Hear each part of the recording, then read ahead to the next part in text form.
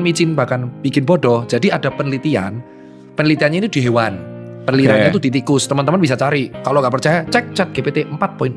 Ada. Oh, di ChatGPT ada. Ada. Penelitiannya bisa dicek. Penelitian apakah yang dibilang membuat MSG itu bikin bodoh. Penelitian itu diteliti di otak tikus. Tikus putih. Mencit kalau kita bilang di dunia farmasi atau dokter. Ini dikasih intake MSG. Ternyata membuat otaknya jadi kecil. Tapi intake MSG-nya tuh suntikan. Dan itu banyak dosisnya. Oh, artinya kalau kita pakai hitungannya Dokter Tirta tadi sudah jauh melebihi. Iya, jadi kan? jangan berlebihan. Ininya. Selama aman, nah ternyata selama aman itu sifatnya jadi kayak garam.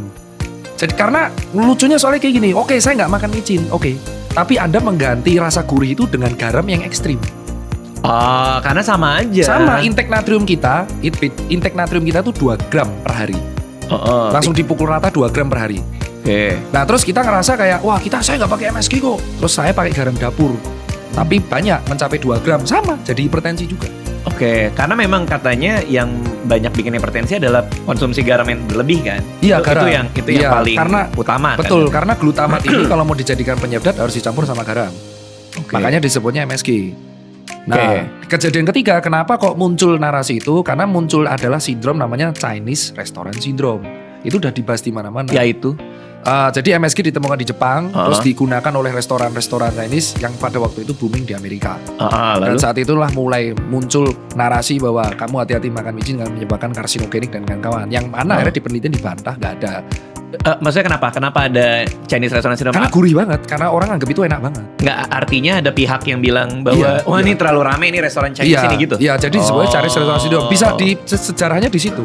Dan akhirnya tuh masuk kemana-mana dan ada image bahwa micin bakal bodoh yang sebenarnya kita harus luruskan bahwa kamu konsumsi berlebihan is not good for your life tapi after long effect. Tapi kalau misalkan makan ya sesuai dengan dosis anjuran dan kamu juga hidup sehat dan makannya juga bukan ultra processed food ya nggak masalah.